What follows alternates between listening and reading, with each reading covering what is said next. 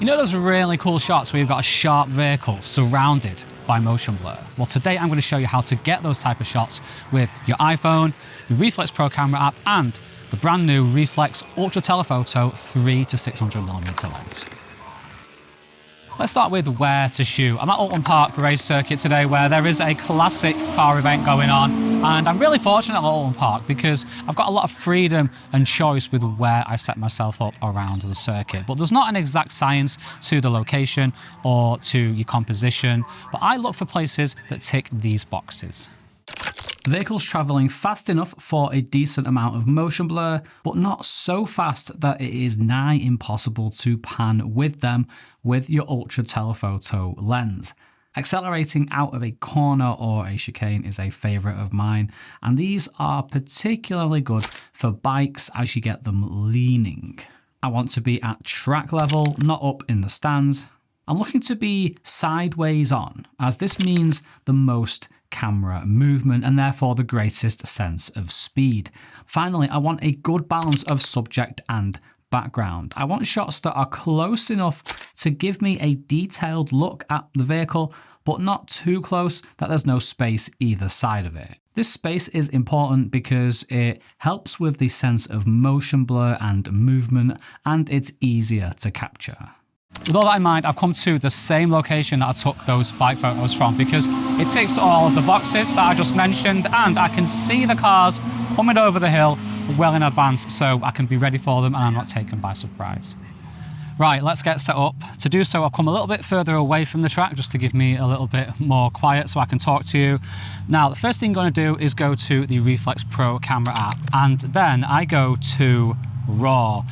Now, you don't have to shoot in RAW, but I highly recommend that you do because we're going to be using manual settings and burst mode. We use manual settings for the motion blur and burst mode just to give you a better opportunity to capture a sharp image.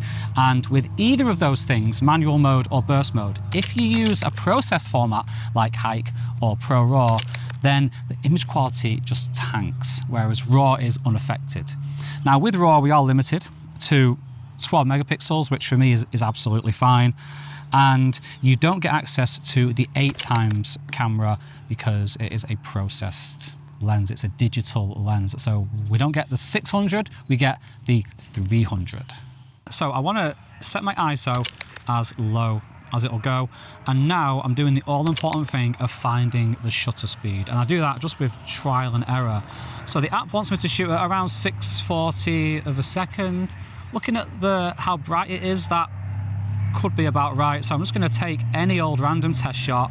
I'm going to come into the gallery and see, yeah, okay. So in this level of brightness, 640 is a good shutter speed for a decent exposure. But that's a problem because in order to get the motion blur, I need to be around an 80th to 100th of a second.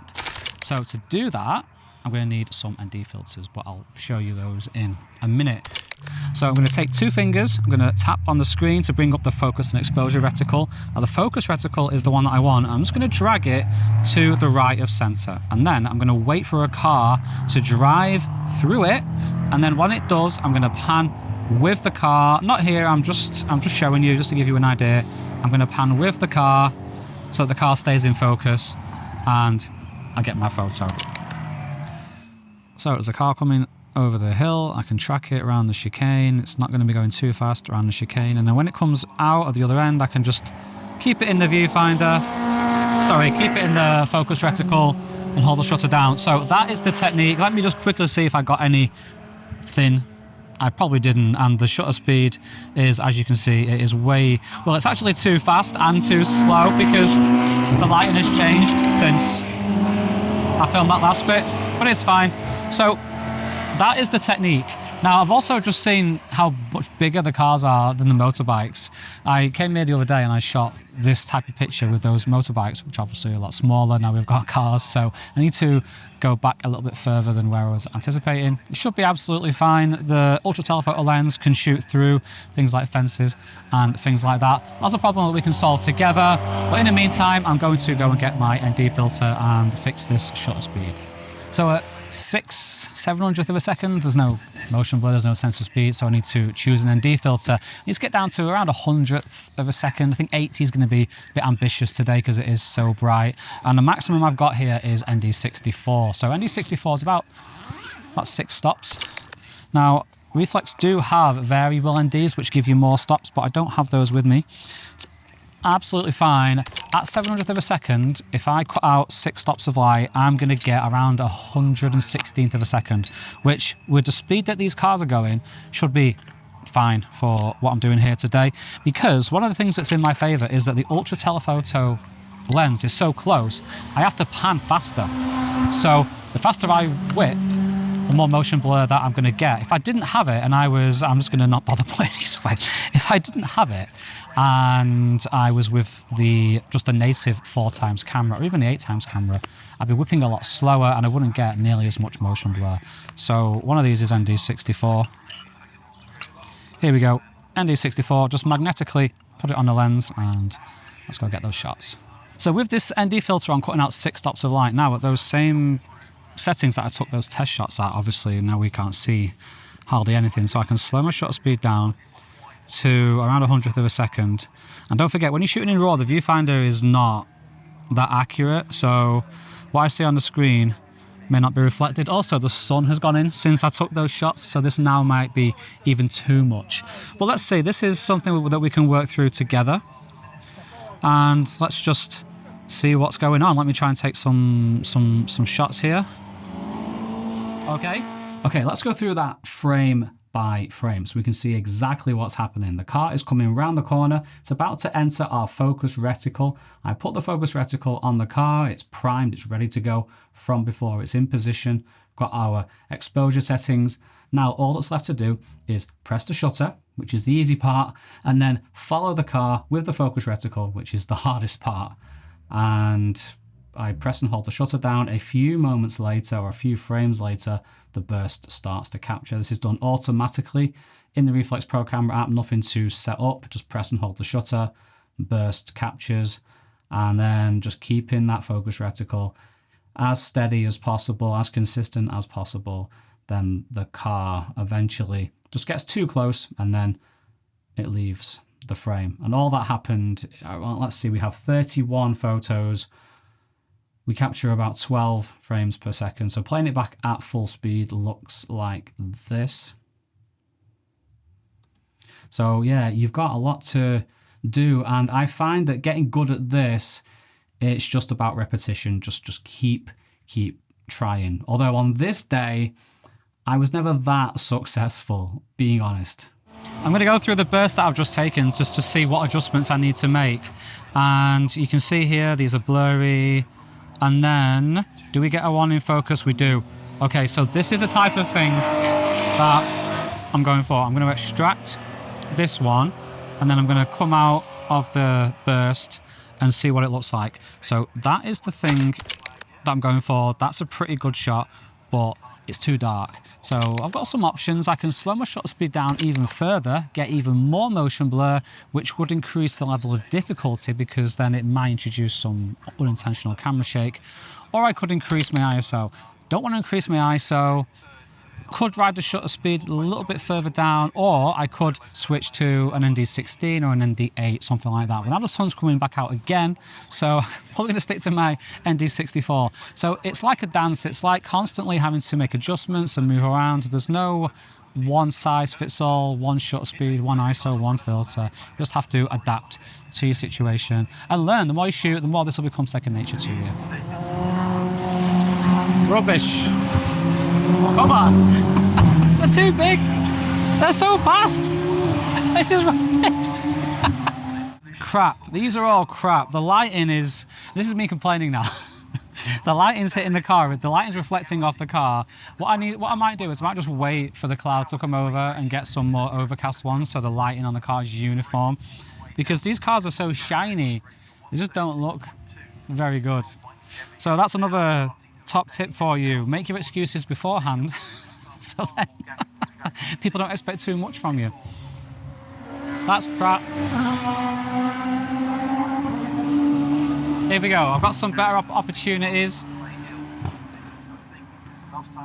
Coming around the chicane. Here we go.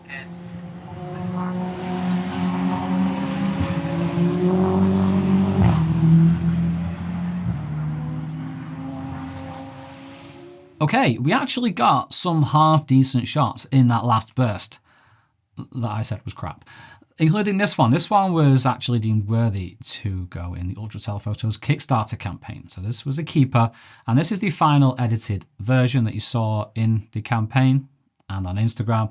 And this, if we hold the, or press the / key in Lightroom, this was the original. So let me go on over to a different version, and we can work out what we could have done to actually get this looking more like this on the day in camera, because it's always best to do that. So looking at the aperture is obviously fixed on the iPhone, and even if it wasn't, even if we could adjust the aperture, with a telephoto, 2.8 was probably going to be the maximum anyway.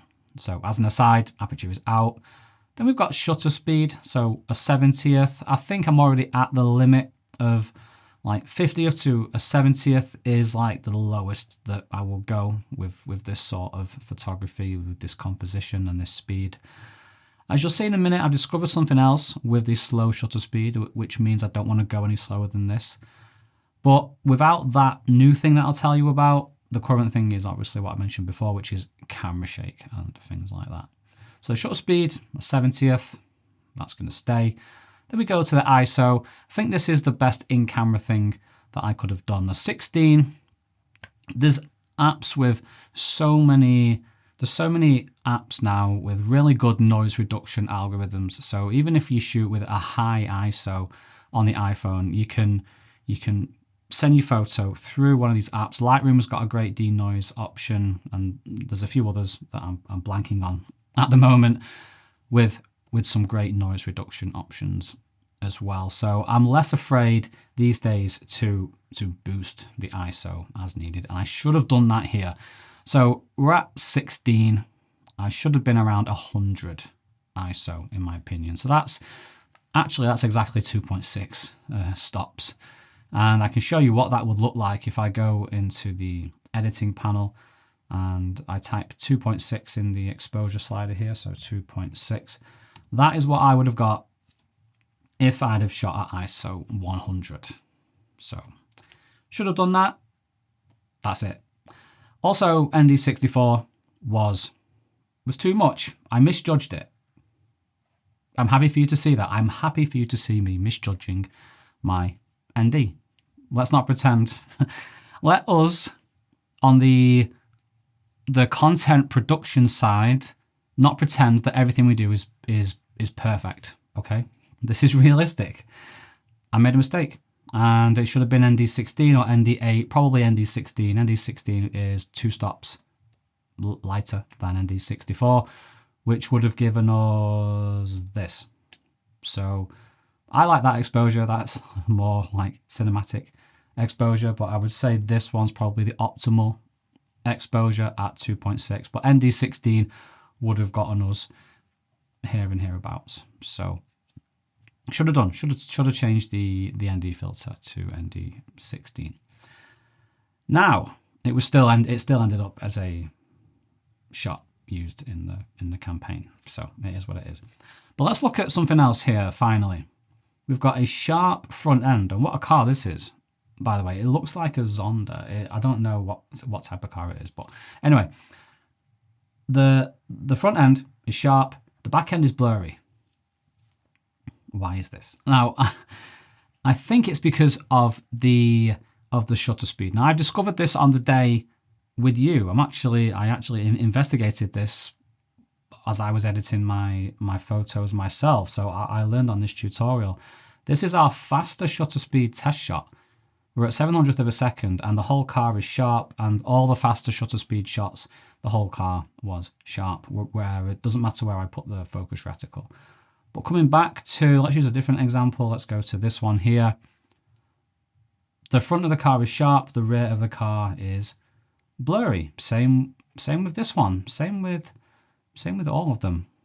So what do I think was going on? Well, obviously it's something to do with the slower shutter speed because it didn't happen at the faster shutter speed. I think what it is because the front of the car and the rear of the car are going round the corner at different speeds, and when the car goes round a corner, it's not just passing our field of view, it's also rotating.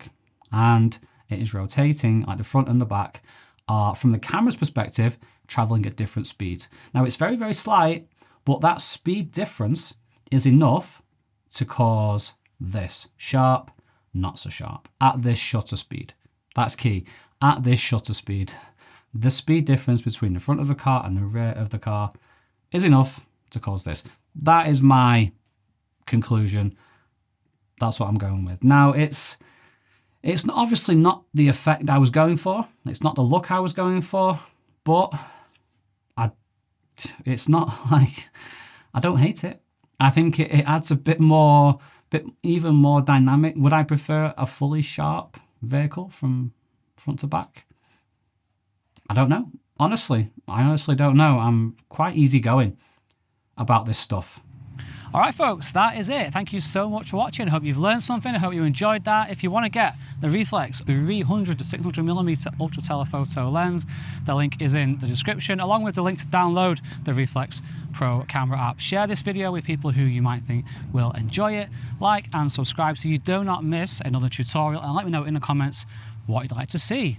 I'm open to almost anything within reason. Take care. Thanks for watching. Packarund, neverum, shi ozibunani.